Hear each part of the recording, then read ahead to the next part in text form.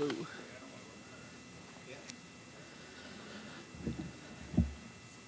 Good evening. On behalf of the Dean and the faculty of the School of Journalism, it's my pleasure to welcome you to the annual T. Anthony Pollner Lecture. In 2001, Ben Pollner and Alice Thorpe traveled to Missoula just a few months after their beloved son was taken from them so suddenly. During that visit, awash in their grief, they created something wonderful, something enduring, something that, as much as could be possible, allowed their son Anthony to live on. Anthony was a skeptic, but he was also tender-hearted. He was impatient with people and things he didn't find interesting, but was all in when engaged with ideas that he thought really mattered. His ideals are at the core of the Pollner Professorship, which has reaped countless benefits for hundreds of students. These exceptional journalists have inspired, cajoled, chewed out, and cheered on students in the classroom and the newsroom. In many cases, they've helped them find jobs after graduation and continue to mentor them as they pursue their careers in journalism. And for several of those professors, their 4 months in Missoula also proved life-changing. In each of the last 15 years, I've had the pleasure of introducing the Pollner professors for this lecture. But none of those occasions has given me more pleasure than having the honor of telling you a bit about this year's lecturer. My first memory of Kevin Van Valkenburg's writing skill goes back to the year he was in 7th grade. His dad and I were attending a parent-teacher conference, and the teacher had essays from all the students in a binder in the front of the classroom. We were allowed to flip through them until we came to our child's piece. As we unearthed Kevin's and read his work, I had one vivid reaction. Oh God, this kid just cannot write. I like to say that my coaching turned things around, but that would be giving myself far too much credit. Kevin learned the mechanics, the grammar, spelling, and punctuation from writing for the public, perhaps as far back as the Hellgate Lansing High School. And he learned much about reporting and clear thinking from Dennis Swibold and others in the journalism school. But what he always had that you cannot teach is heart. Kevin understands people in ways that not too many people do. He gets the nuances, the unspoken word, the seemingly inconsequential gesture. He's a powerful observer. And what's more, he studies, really studies, great writing, and has since age 15. Add that together and complement it by the fact he's extraordinarily well-read, and you have a first-rate writer and reporter. Kevin writes about sports for a living, but what he really writes about are people. People with their insecurities and foibles, their tragedies and triumphs.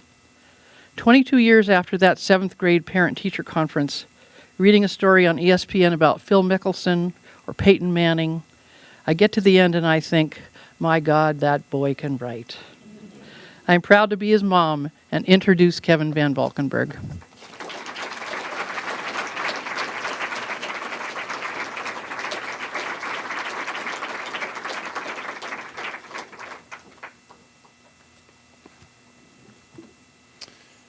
Thank you, everyone, for that warm reception, and thank you, Mom, for that kind introduction. Before I begin, I'd like to recognize my beautiful wife, Jen, who's sitting down here in front. She's my best friend, and the mom to our 2 amazing little girls, and she's one of the main reasons that I am the man that I am today. Honey, thank you for taking a chance on a boy from Montana, one with a few rough edges, and showing him the beautiful world beyond these mountains. And thanks to my mom and dad for encouraging me to chase a dream, even if it meant building a life elsewhere. It's an honor to be here in more ways than most of you will ever understand. I'm hopeful, though, that Alice will understand, and I'm hopeful across the ocean that Ben will understand. If I can do one thing tonight, it's helping the Pollners and the Thorpes and all the people who loved Anthony deeply understand how much it means to me to be here tonight 15 years after I left this university, an outwardly cocky and internally scared kid. My presence on this stage is proof that Anthony's story, the story of his curiosity, his energy, his passion, and his heart, didn't end when he lost his life in 2001. Every Pollner professor who came before me is a testament to that, and every Pollner professor who comes after me will be a testament to that as well. But I carry a unique burden that's also a gift. I knew Anthony when he was young and brilliant and ready to conquer the world. I drank with him and laughed with him and made way too many double bogeys with him. Some of his stories became my stories, and just by telling them again and again, he gets to stay alive forever. That's the magic of storytelling. It's a time machine that can heal the world. Give me a chance to put you in somebody's shoes, to share their pain, to hear their laughter, to watch them fall in love, or to have them scare the daylights out of you, and you will remember that story forever. You'll miss your stop on the train because you can't bear to get out of your seat until you find out how the story ends. You'll stay up way too late on a weeknight, a bedside lamp your only companion, your heart pounding and your eyes racing across the page. You won't care if you're late for work, and you'll have to skip breakfast or bypass a shower because you're too sleepy to pull yourself together before your third cup of coffee. It will be worth it. Maybe that happens once or twice a year, or once or twice in your entire lifetime. But when it does, you'll chase that feeling forever. And what you'll learn if you do this for a living is it doesn't matter the format you tell it in, as long as you tell it true and you tell it well. Here's a story that makes me laugh every time I tell it, but it's important. Once upon a time, at the genesis of my journalism career, the Montana Kaimin, our student newspaper, had an important budget and enrollment story that we've been working on. We had the scoop, and we were closely guarding it from the Missoulian. And even though the Missoulian looked at us like the sassy mosquito nibbling on the ankle of real journalism, we wanted to nail it. Time was running out. George Dennison, the University of Montana president, we were told by various PR people, traveling and not available for comment. Lesser journalists would have shrugged, run the story, and been satisfied that we'd done our best. After all, we were just kids. No one was expecting much from us. But Anthony Pollner thought that was ridiculous. He strutted into the office of the president, unleashed a stream of charm that was equal parts flirtation and New York assertiveness, and he talked Dennison's secretary into giving up not only the name of the hotel where Dennison was staying in Japan, but also his room number. He walked back into the Kaimin that day with the info in hand, grinning like a conquering hero. Then he snatched up the phone, dialed the various international codes that no one else really understood, and he got and woke Dennison from his slumber. He got the information we needed, and probably a lot more, considering that President Dennison was half asleep and probably a bit in awe of Anthony's ambition. The lesson here is twofold. Number one, even on the other side of the world, you presidents, you cannot escape the dogged determination of the Montana Kaimin. Right. Number two, in pursuit of an important story, you cannot let fear or the shackles of social graces be an anchor to your ambitions. There are no good stories to be told in life's safe harbors.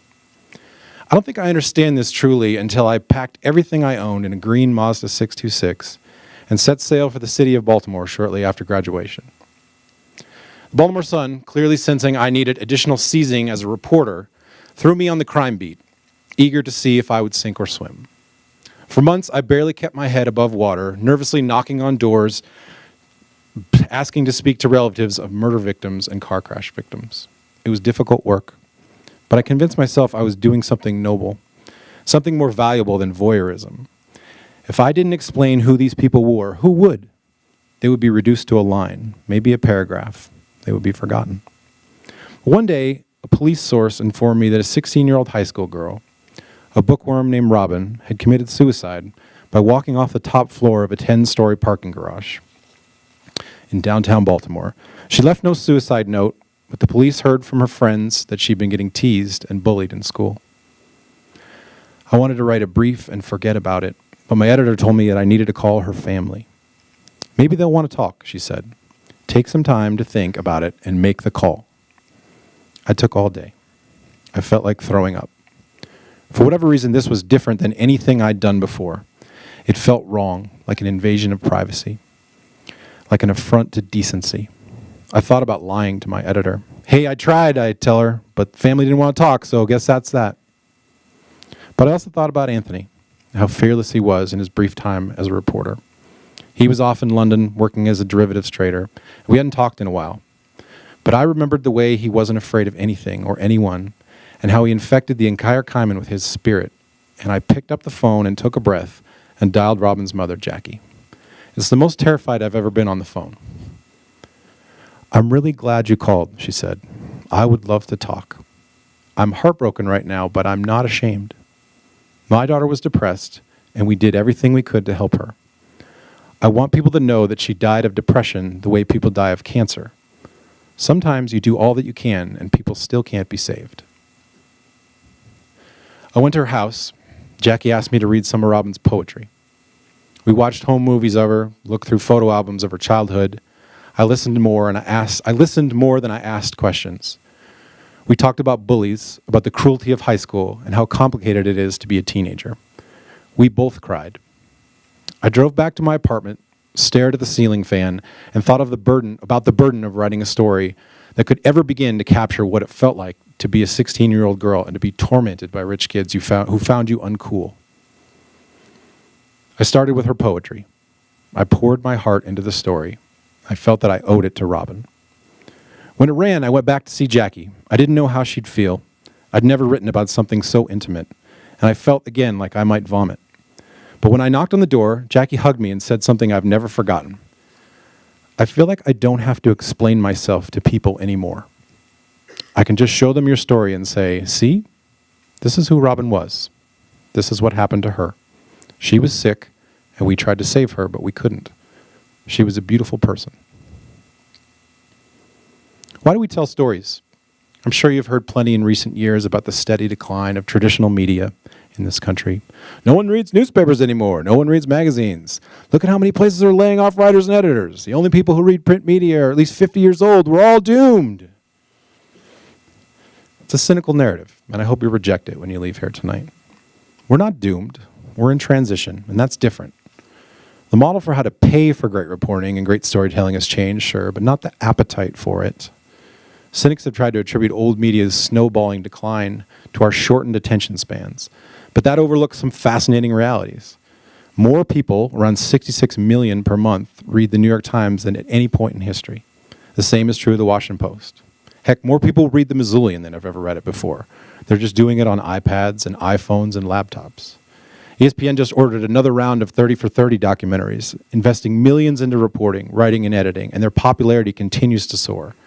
There are more than 60 in existence, and they become the go-to programming every time a game ends early and we need to fill 30 minutes, or there's a rain delay and we need to fill 2 hours. Because people love the storytelling in them. Sure, we are busier than ever before. We're on the move constantly in our daily lives, distracted by tweets and texts and cat videos. But we're hungrier than ever for stories that grab onto your heart and refuse to let go. The story I wrote about Robin, a story that was as much a story about the complexities of depression and the complications of teenage social circles as it was her suicide, ran on the front page of the Metro section of the Baltimore Sun in the fall of 2000. I worked on it for several weeks, pecking away at the keyboard on my desk late into the night, and I frequently did it while sitting across from another young reporter at the Sun. Her name, Sarah Koenig. Sarah's smart, funny, witty, and dogged in the way she approaches both journalism and life. I learned a lot just by watching her, listening to her tell stories, and the way she approached her own brand of narrative storytelling. She was the court reporter. I had the cops beat. We were kids, learning how to do this one story at a time. After a few successful years at the Sun, she left the paper to join This American Life. And after sharpening her storytelling skills there, she started a little podcast you might have heard of called Serial.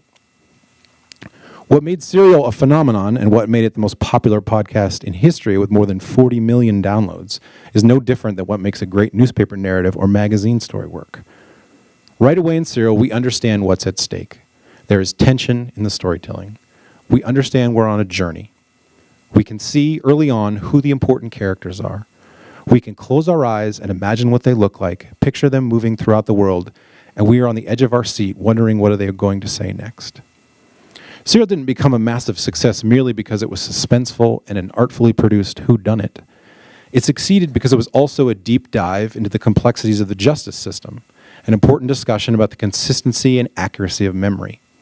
It took an otherwise forgotten murder investigation and used it as a vessel to ask important questions about power and justice and about belief. And even though it took hours and hours to consume, nothing in media was more popular in the last few years. Why do we tell stories? To satisfy our curiosity, to entertain, to make money? Each of those statements is probably a little bit true. But here's a truth I hold self-evident. It's human nature to want to explain the universe, and to do that right, you need to see the world through other people's eyes. There's a photographer in New York City named Brandon Stanton. When he was 26 years old, he had an idea. What if I walked around New York every day, the most diverse city on earth, and took people's picture? I'll interview them, ask a few open-ended questions about their lives, and post pictures and the answers on my blog and Instagram. Their portraits and the photo captions that go with each are proof that each of us has a story. And that story, while unique to us, helps reveal our shared connections, our common humanity. Stanton called it Humans of New York, and 5 years later, his blog has almost 16 million followers. The President of the United States even admitted he's a fan, and he sat with Stanton in the Oval Office this year and gave the photographer an interview. Stanton, who has no formal journalism training, asked President Obama a simple but illuminating question. When is the time in your life when you felt most broken? At first, you might not think of Humans in New York as storytelling, certainly not on par with what Serial did, or what Pulitzer Prize-winning reporters like my friend Eli Sazzo of the Washington Post, a Pollner professor in 2011, do regularly. Humans in New York doesn't uncover injustice and doesn't explain policy, but it can put a face on immigration, on welfare, on gay marriage. Great stories don't have to be long, but they have to make you feel something in your gut, something you can't let go of right away. After I graduated from the police beat at The Sun, I started covering high school sports. It didn't seem like a fertile ground for magical storytelling. You had to keep your own stats, track down scores from blowouts that no one wanted to call into the desk, deal with furious parents, and interview kids who were often too nervous and awkward to talk to their peers, much less give insights to a reporter. But one year, a star basketball player named Raina DeBose, a person I'd covered some during her high school career, but barely knew before she got a scholarship to Virginia Tech to play hoops for the Hokies, contracted bacterial meningitis and nearly died. She was a beautiful basketball player, quick to the hole with either hand, and she possessed a mid-range game like Carmelo Anthony. She had been a ballerina as a kid, and some of that graceful elegance lingered in her game. Her entire life, she had seen herself as an athlete, and when doctors decided, because of the meningitis, they had to amputate both of her hands and both of her feet, all of that changed. Imagine being 19, and you get sick one day, and a doctor tells you they're going to take away what's made you, in almost everyone else's eyes, you. How do you even begin to put the pieces together? A week later, her dad, Willie, told me about the night doctors broke the news they'd have to amputate both her hands and feet. Her right arm was particularly damaged by the lack of blood flow. Her right arm was particularly damaged by the lack of blood flow, and the best way for her to heal was to be fitted with a prosthetic limb was to make an incision on the skin of her stomach and tuck a stump of her arm inside her body and sew it shut for a month. She'd have to be very still, but it would help the healing process, doctors said, and it would improve it tremendously. The body could do things medicine could not. That night, Willie went back to his hotel room and wrapped his arm in a towel and tried to lie still for an hour, imagining what it would be like for his little girl. After 10 minutes, he felt like he was losing his mind. I got that story because I wrote her a letter. I didn't want to be pushy. I didn't want her to think I was one of the reporters so desperate to get a scoop on her story. When she first got sick, they tried to sneak into her hospital past the security. Instead, I told her and her family, if they ever felt like the time was right, I would tell their story with dignity and respect.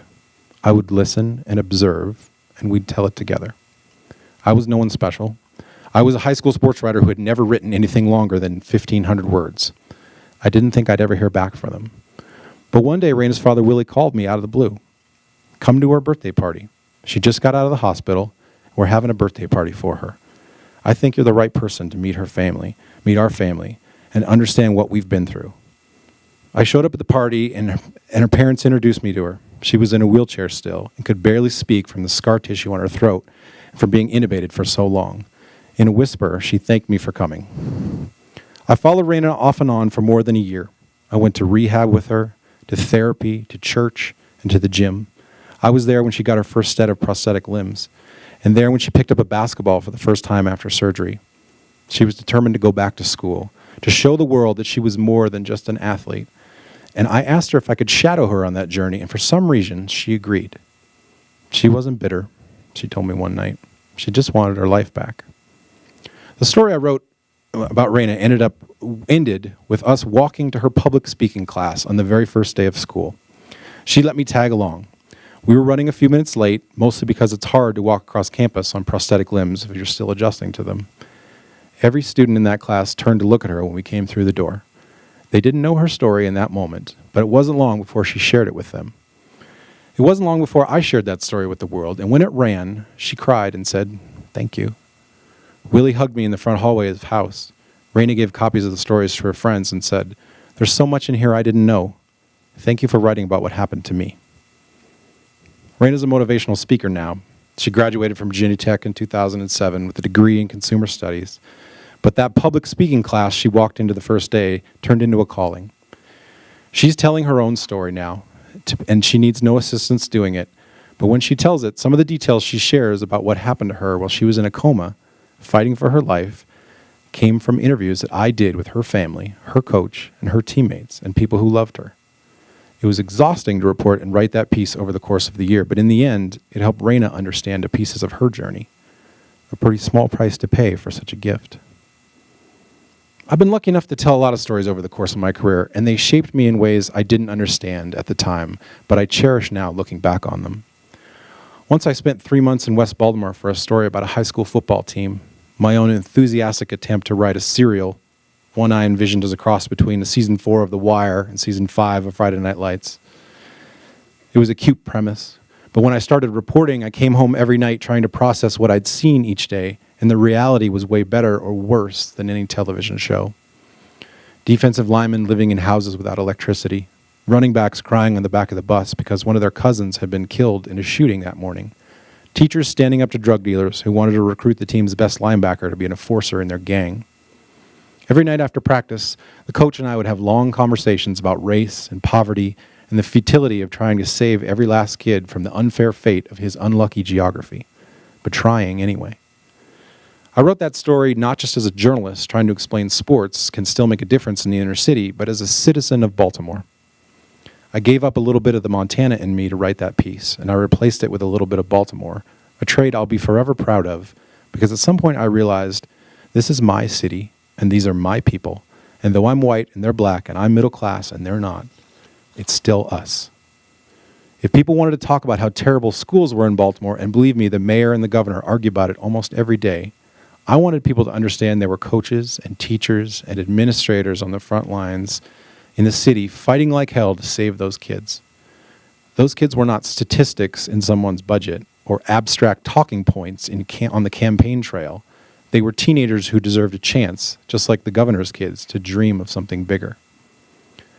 Despite being surrounded by so much despair, there were still rays of optimism shining out of West Baltimore. Though the problems of the city are systemic and tragic, hope was a real thing to those football players. Hope was how they dealt with the daily anxiety of getting shot or flunking out, or with the temptation of shooting back at someone. Every afternoon, the football coach, Dante Jones, a Baltimore kid who grew up in poverty but escaped college on a football scholarship, would make his students grind through 2 hours of homework before football practice began. I sat in those study halls for a week, watching those kids write essays about Beowulf and struggling with algebra proofs. If they missed a study hall, they would not play in that week's game, and Coach Jones made no exceptions. He theorized it was the only way he could keep them on track to graduate. At the end of the year, all 18 seniors on his team earned athletic scholarships to attend college. They also won a state championship. If I hadn't been there to tell that story, which ran over 5 days and was 25,000 words long, who would have? Maybe no one. Because those kids, in the eyes of many, were just statistics and pawns in another round of endless political bickering. I realized, reading your story, those kids in West Baltimore are no different than my own, my sports editor told me during one of the final edits.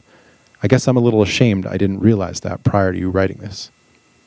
When I tell you that storytelling can repair the world one small piece at a time, I'm not speaking in lofty rhetoric. I'm speaking from experience. Years later, as an ESPN employee, I walked those same streets a week after a 25-year-old Baltimore man named Freddie Gray died in the back of a police van under mysterious and dubious circumstances. My city was angry. Parts of it were on fire. And that anger was like a pot of water about to boil over. Before an editor had even asked, I was grabbing a notebook, looking for a story, hoping I might be able to explain to the country to put in context what was going on. This wasn't season 6 of The Wire, a snarky joke floating around Twitter. This was our city in pain. I was prepared to write a sweeping opus, to stay up all night reporting and writing and describe what the riots of urban Baltimore looked like and felt and smelled in exhaustive detail. But on my way downtown, an editor at ESPN called my cell and asked to bounce something off me. I'm wondering, he said, if a big sweeping narrative isn't the right way to tell this story. I know you could write a great piece if I gave you the time to do it, but what if you just took your phone out, used your eyes and your brain, and gave readers a little snapshots of what's happening? What if instead of trying to tell one big story, you told 10 tiny stories? We'll have it up on ESPN.com within an hour. The 25-year-old version of me would have been insulted. I would have worked myself into a rage and called and texted my friends, moaning that it was one more nail in the coffin of real journalism. But the 37-year-old version of me understood what my editor, one of the best feature editors in magazines today, was really saying. Let's try something different. Let's be smart and artful and empathetic, but also let's be in the moment. We can't be afraid of we can be afraid of new platforms, or we can use them in ways that still let us do what we do best, tell stories. I'm not much of a photographer, but I've learned a few pointers from my wife, a professional photographer who can wield an iPhone better than most people can wield an SLR. I found an NBA player, Will Barton of the Nuggets, who grew up in Baltimore, and we walked the streets where he grew up. We talked to people, he encouraged nonviolent protests, and I wrote little captions for each picture, putting together a slideshow in real time that described his day. Within minutes, ESPN.com had him on their front page, and it gave people interested in what was unfolding in Baltimore, something more than just endlessly looped videos of burning cars that CNN and Fox News could not resist showing. It wasn't the definitive coverage of the riots, but no one said it had to be. It was merely little short stories told by someone on the ground that helped illuminate, helped give us context. We have a saying at ESPN.com now on our enterprise team, and we bust it out when there's breaking news. Let's Baltimore that thing. Yes, we put together a definitive piece on this weeks from now or months, but this is important now. Go forth and Baltimore it, because that too is storytelling. There's an episode of Late Night with David Letterman that I think about often, and the significance of it is personal in a roundabout way, so bear with me. When I was a kid, growing up in Missoula, my father would rig up the television in our backyard on warm summer nights so that we could watch baseball under the stars. When you're a 13-year-old boy and you love sports and you love your dad, you're uncertain about everything else in life. This is nirvana. When baseball was over, we'd watch Letterman until it was finally time for me to go to sleep. And looking back on it, I realize now my sense of humor and my understanding of the world beyond these wonderful mountains was shaped by those nights as much as anything. Letterman was smart, hilarious, irreverent, and he was wise. There was a gravitas to him, as much as a guy wearing sneakers with a suit could have gravitas. The magic of those evenings didn't truly become apparent, however, until a few weeks after 9/11, when Letterman went on the air and, while choking back tears, told a little story about Shoto Montana. Many of you in this room are probably familiar with this part of his monologue that night, but I want to quote it in full because while it might not be journalism in the strictest sense, it adheres to some of the same principles. He sets a scene, we can picture the characters, he offers the right details, he sets the stakes, and he doesn't give away the ending until he has to. That's storytelling in a nutshell. I'll tell you about a thing that happened last night, Letterman said. There's a town in Montana by the name of Shoto. It's about 100 miles south of the Canadian border, and I know a little something about this town. It's 1,600 people. 1,600 people. And it's an ag business community, which means farming and ranching. Montana's been in the middle of a drought for, 3 years. And if you got no rain, you can't grow anything. If you can't grow anything, you can't farm. If you can't grow anything, you can't ranch because the cattle don't have anything to eat. That's the way life is in this small town. 1,600 people. Last night at the high school auditorium in Shoto, Montana, they had a rally home of the Bulldogs, by the way. They had a rally for New York City. And not just a rally for New York City, but a rally to raise money for New York City. And if that doesn't tell you everything you need to know about the spirit of the United States, then I can't help you. I'm sorry. Now, I can't say this was true at the time, Alice, but watching this clip recently on the anniversary of 9/11, the person I thought about was Anthony. I wish I could have talked to him about it, even though it took place 6 months after he died. Because in a way, it's this kind of story that bridges the divide between people like the two of us. I know Letterman's a Midwesterner by birth, but in my narrow 13-year-old view of the world, he was a New Yorker. He embodied the ethos of the place, just like Anthony did. The reality is, Letterman is also a Montana man. He wasn't telling a story about some faraway place he'd read about in a magazine. He was talking about his adopted hometown. I know a little something about this place, he said. Home of the Bulldogs, by the way. Anthony was a Montana man, too, in that sense. This place nurtured his passion, so much so that it became a part of him. The kindness and love that those people in Shoto displayed the week after 9/11, that's the same kindness and love that brings us together each year in Anthony's memory. We tell stories because we're part of the same tribe, and that bond is as strong as anything on earth. If Anthony was a Montana man, then I'm a New Yorker, in a way. We all are, as long as we care about one another enough. I didn't understand that properly until Letterman told that story, but I get it now. Stories matter. A few times on campus this fall, I've seen someone from halfway across the oval that I think I recognized. It's usually some version of a skinny kid in a designer bike with a haircut that feels familiar, and when it happens, my chest tightens up for a brief second. Is that Anthony? My God, it sure looks like him. I want to jog over and grab him right on the spot where we used to play touch football and laugh about the time he lateraled the ball behind his back to me while he was falling out of bounds so I could score a touchdown. He skinned up his knee and shredded his jeans that day, but he popped right up, grinning his ass off as we watched me prance towards the end zone. I want to remind him about the time he told me in senior seminar that we ought to invest in Google and stop using Netscape and America Online, because Google at the time was just this tiny company, but it had by far the best search engine. I want to reminisce about how we used to stand on the back steps of the old journalism building and try to hit tennis balls on the top of the Chem Farm building, and how we'd scatter like confetti thrown into a fan when the campus cops pulled up after we rattled one too many windows. I can't do that, though. He's gone. And few things in my life have ever seemed less fair.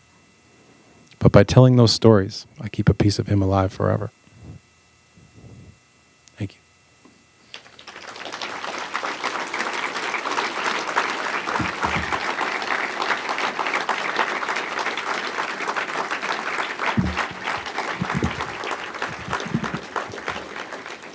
All right, I hear there's a Q&A of some kind, right?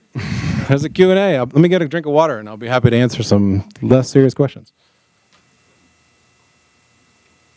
As my students know, you have to raise your hand in my class. So, what can I answer about ESPN or about storytelling or anything in general?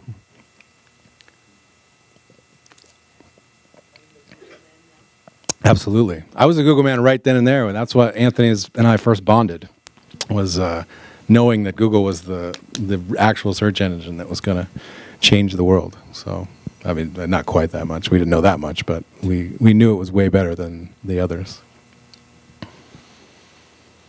Do you write about the home of the Grizz? Do I write about the home of the Grizz? I haven't written about them since in a long time. I played for the Grizz for 2 years. I was really bad at it. But it was an important experience in my life, and obviously, staying here to go to school really kind of shaped a lot of who I am. So, it's something I think about a lot, and something that's in my heart always. Yes. Yeah, good question. How do you find the stories that you want to tell, and then how do you know that they're the stories that you want to tell? If you talk to people constantly, you call people just to sort of chat sometimes. People who might be kind of in your community and say, hey, I just wanted to catch up and see how things going. Do you have any interesting stories that that might be worth sharing with the public? Or you read a lot. I read constantly, and I'm constantly sort of scrolling through the websites of local newspapers and looking for things that I think that have been kind of half reported a little bit, and think that I could sort of tell a much fuller thing. Sometimes you start with an issue and you think like, all right, I want to write about concussions. I want to write about the cost of football. And there's a lot of places out there, people out there that I can do that with, and let me go find the right person who I think would help tell both sides of the story. And really, you talk to other smart people a lot.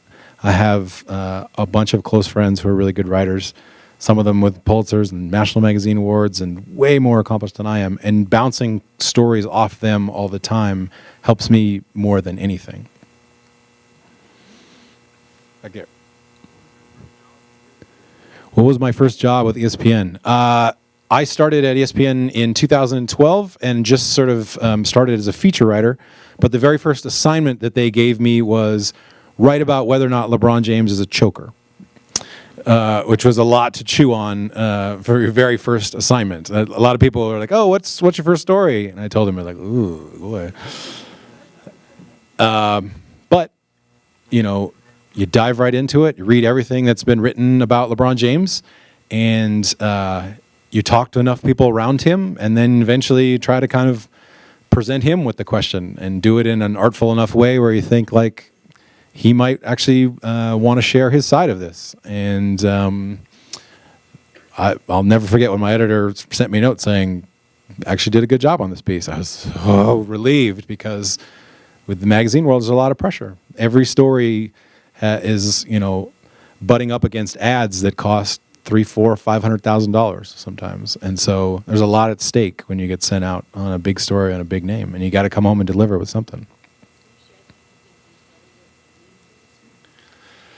So LeBron James had ridden, my wife has prompted me to share the details of the story, the LeBron James thing. LeBron had ridden his bike to the game that we were covering as a part of what we would call One Day, One Game, which was where we would blanket a game and try to write as much about everything about the game as we could. And my piece in that was to write about LeBron. And so he had ridden his bike to the game about 4 or 5 miles from his fancy place in Miami. And so a couple people had taken pictures of him while he was riding his bike.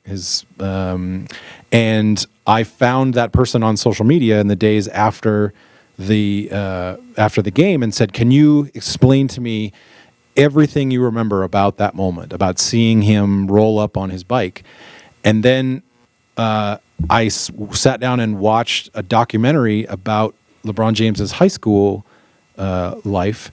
And he mentioned in the documentary that one of the things that he always did when his father was never in his life, his mother kind of never knew like whether they were going to sleep from one night to the next, but basketball became sort of a port in the storm for LeBron.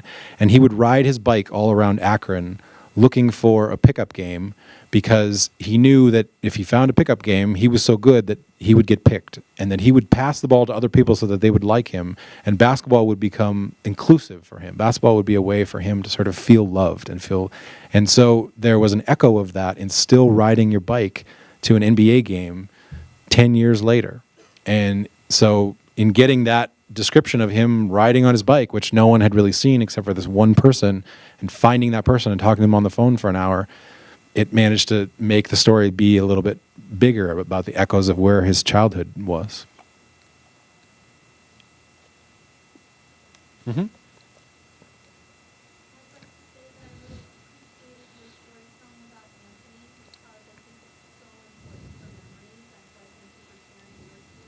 Bet.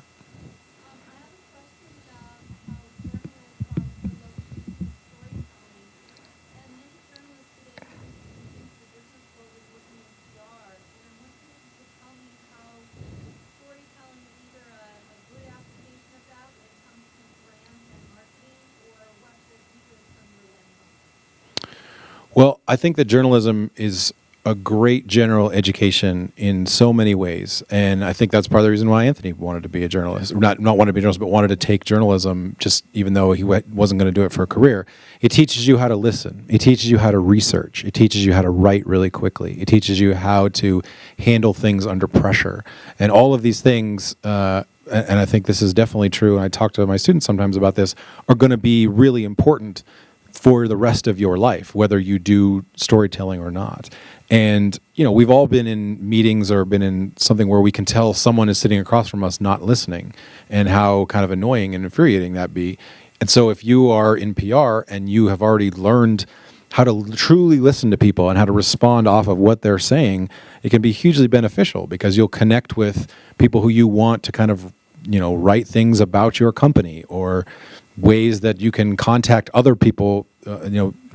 Research is a huge thing in terms of being a journalist. And how do I find, I saw a ridiculous thing the other day where someone who was in charge of a political PAC ran the people who had been killed in Benghazi, was using their images to sort of be part of this political PAC to attack Hillary Clinton. And the Washington Post called him up and said, did you get permission from the families to do this? And he said, well, I wouldn't even know how to go about doing that. Would you just Google them? Well, yeah, that's a good start. That's what you'd learn as a journalist, is how to find people, how to sort of be able to contact them and say, look, can we do this in your name? And so those are, I think, all real beneficial skills. Is there one way back there? No? Yes. You've given stories in your tone, your body language, not the printed word. And you do that with print, you obviously communication. Talk more about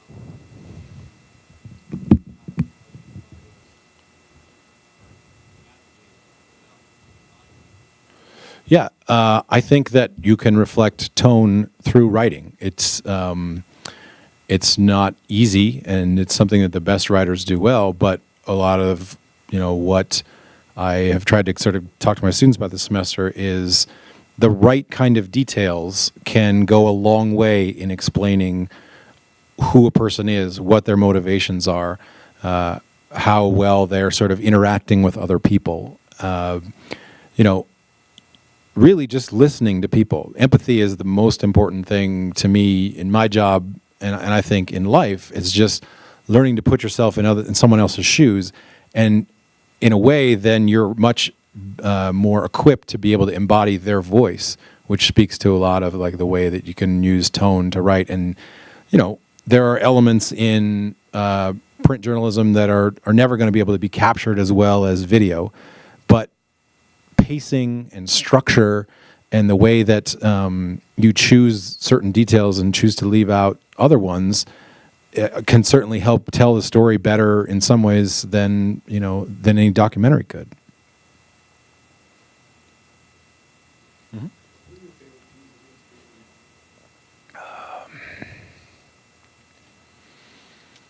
I wrote a story about a guy in Ohio who was playing semi-pro football, and he got basically crack blocked on a punt return, and he died. And he had 4 daughters, and I have 2 daughters.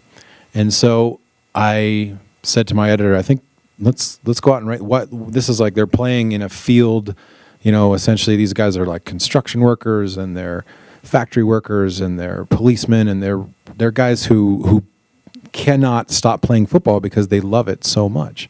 And I said, I want to go out there and find out who this guy was. And I went out to Ohio, and I spent a few days sort of chasing essentially a ghost, this guy who had died, a couple of weeks prior. And the more and more I talked to people, the more and more I got him to trust me, the more I learned that he wasn't a really good guy. He was a bad guy. He was a guy who beat up his first wife, who defaulted on every child support payment that he ever had, who stole from his friends, who'd been in prison. But football was the one thing that made him feel alive. It made him feel normal. It made him feel like he wasn't a loser and a screw up. And it wasn't a story that had a lot of really black and white elements to it. Yeah, he was not a very good guy, and yeah, he screwed up a lot in life, but that didn't mean that he deserved to die in a football game with no proper medical personnel there, and with his brother sort of giving him CPR on the sidelines. And it was a lot about, like, why do we play sports? What do we get out of it? And at the end, there really wasn't any great answers to it. But the questions were important enough to make you think. And I played football in high school and in college, and I crack blocked a few guys in the way that he got hit. And it made me think, could I have ended up killing someone in that way, accidentally, of course, but in that way that he ended up getting killed? And so I wrote some of that into the story about my own lingering guilt as a result of learning more about this guy. And so I think it made it a much more deeper and complicated story to think about. And, you know, it is one that I really am proud of as a result, because I think the best stories aren't ones that are neat and tidy. They're ones that make you sort of think and then leave you wondering, what are the answers? Yes, sir.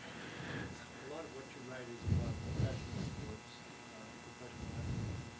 And what would you say about the difficulties or not difficulties dealing with professional athletes and as it is in sports? Yeah, anymore athletes are learning that they don't need the media in a lot of ways, that they can have their own Instagram account, have their own Twitter account, that they can sort of decide that they're only going to do commercials and no interviews. And so when you go to say to an athlete, I'd love to profile you, often they have all the power in saying, no, I don't have any interest. There's no benefit to me in doing this. And so you have to kind of learn to work around the margins and to talk to people around them and to put them in a larger cultural context of, you know, this person might not want to talk to me, but here's what he means to this city, to this community, and here's why he's hated or loved here. I've spent a lot of hours waiting and waiting and waiting for athletes to get dressed in locker rooms to give you 5 minutes of time, and it's humiliating sometimes, but sometimes the same athletes say, you know what, come on to my house. Let's look at all the civil rights artifacts that I've collected over the years, because this matters to me. And one time I went into a locker room thinking that I was just going to write a sort of a throwaway feature about a Ravens defensive back. And I asked him, you know, where were you from? And he said, oh, I'm from this really rough part of Miami. And I said, oh, you know, what was that like? And he said, it was tough. And it was tougher when my dad started beating me and the state of Florida had to take us out of there and put us in a home. And he just volunteered that information. And I said, wow, let's talk. Can we talk more about that? And he told me a long story about how his father was really abusive. And at the end of our conversation, I said, can I talk to your father? You still in contact with him? He said, yeah. And I called the dad, and the dad said, yeah, I was abusive, but I figured it was the only way I could keep him alive, that I'd keep him from off the streets, whatever. And I wrote this really sort of complicated, nuanced story where this cornerback, Kerry Williams, who now plays for Seattle, where he essentially wanted people to know his story because he wanted other people to realize that they weren't alone, that he too had been through that, and he had still made it to the NFL. So sometimes you get a professional athlete who's just looking for the right person to open up to, and you get a story that really resonates as a result.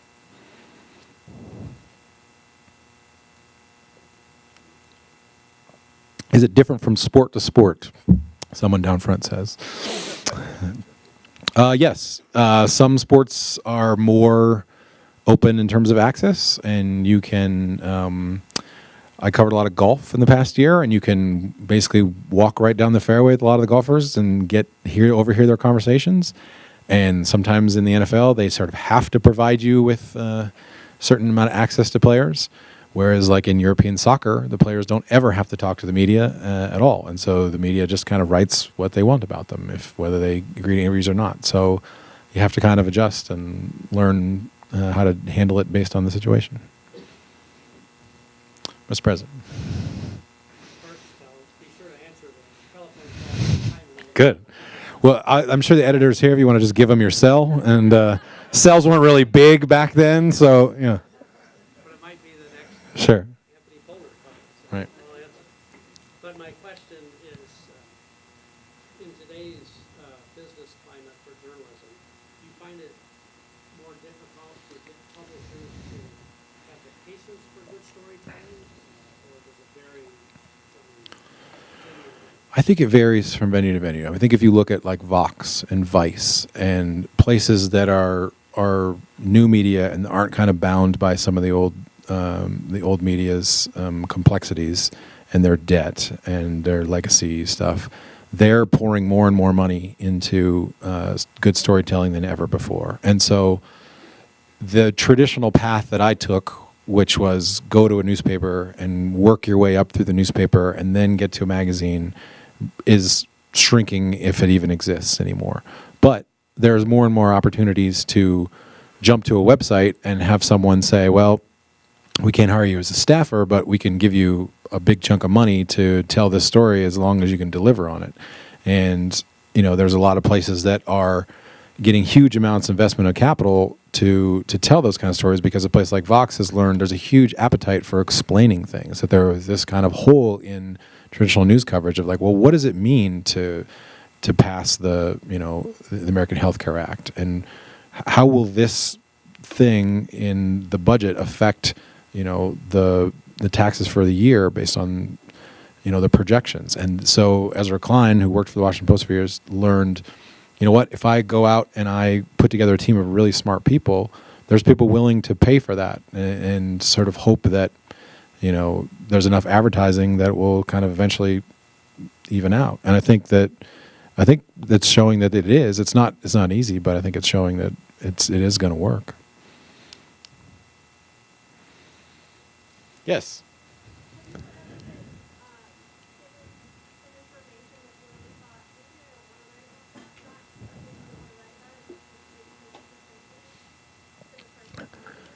Yes. So I'll tell you an example that I can sort of share. When Ray Rice, a running back for the Baltimore Ravens, punched his wife, or soon-to-be wife, in the face, the ESPN's most sort of senior investigative reporter, Don Van Natta, was put onto the case. And a lot of people didn't want to touch the story, that it was too kind of complicated and too messy. And he asked me, he said, can you help? I know you used to cover the Ravens, you know a lot of those people. And I said, okay. And I called some of my sources for the Ravens, whatever, and talked to them at length off the record. And they said, I hope you don't use this. I hope you don't use this. Please don't say this. And, this isn't, I can't tell you that it's off the record, but, this will hurt the team. It'll hurt the Ravens a lot. And had to kind of step back and look at the bigger picture and say, you know what? This is about a guy punching his wife in the face and a team and the NFL covering it up. You don't just get to sort of sweet talk a reporter and say, well, don't hurt the team. Be on our side. Be one of the good guys. I had another instance where I sat with Wes Welker, receiver for the New England Patriots, for an hour and a half and talked to him about concussions. And he told me a lot of stuff that was really offensive and stupid, about saying anyone who's suing the league for concussions is just looking for money. And they don't, I'm still looking for the first guy who wasn't broke to do this. And, I've had 7 concussions, but don't write that. Well, I had to sort of step back and say, like, there's a larger issue in play here. This is not just about the safety of Wes Welker. This is about, this issue at large. So I didn't write that he said that he had 7 concussions, but I confirmed it with 2-3 other people. And he wasn't happy about the article. He was really mad. But sometimes that's what you have to do. Sometimes you have to kind of, tell yourself, I'm going to upset the source and I'm going to reach for the truth, because that's way more important than protecting someone's feelings.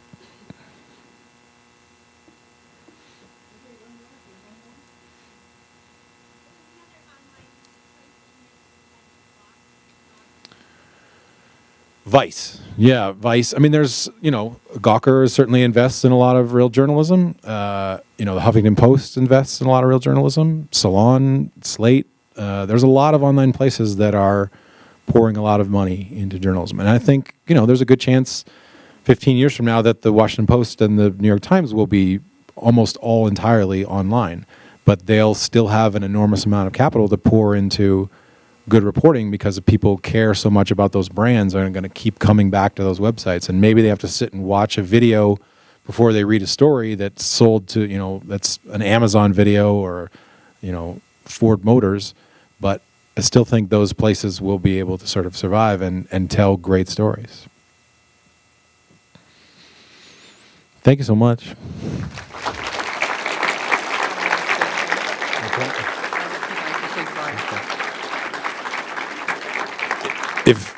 If you have a question that you didn't that you wanted to ask and didn't want to ask in front of people, come up to me afterwards. I'll be happy to talk to you.